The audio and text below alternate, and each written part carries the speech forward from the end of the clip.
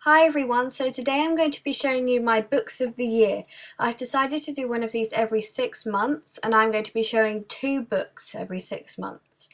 Now, okay, so I'm going to get on with the first book and tell you about that. So this first one is called The Host and it's by Stephenie Meyer, who is also the author of the Twilight Saga, which I haven't read, but I've heard that it's really good. And I first wanted to buy this book kind of when the film came out. The film looked really good, so I really wanted to see it. But then when I was searching for some good books online, I found it and thought, oh, well, I suppose I'll read the book first, which was a good choice. Now, I took this to Spain and I managed to read it in 7 days. It was 635 odd pages, which is quite a lot. And it's just really good. And, okay, let me read the back cover to you. So it starts off by saying what has happened. It says, Melanie Strider refuses to fade away. The Earth has been invaded by a species that takes over the minds of their human hosts, and most of humanity has succumbed. And then it says what it's about. Wanderer, the invading soul who has been given Melanie's body, knew about the challenges of living inside a human, the overwhelming emotions and the too vivid memories, but she did not expect that Melanie would refuse to relinquish possession of her mind. Melanie fills Wanderer's thoughts with visions of the man she loves, Jared, a human who still lives in hiding. Unable to separate herself from her body's desires, Wanderer yearns for a man she's never met.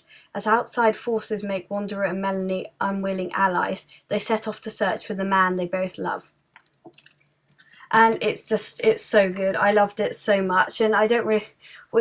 If I explain to you kind of what happens, I'm probably going to give it away a lot. So that's about it for now.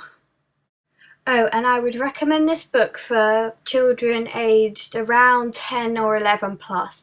It has a couple of swear words, but it's not really too bad. That would be the age that I'd recommend. I would also give it, I'd probably say 4 or 5 stars out of 5. This second book is called Looking for Alaska and it's by John Green. Now this book, for some reason, it just literally blew my mind. I loved it so much. I didn't think I was going to love it as much as I did. It's amazing. And again, if I explain what happens, I'm going to give it away because I always do that. So I'll read the back to you.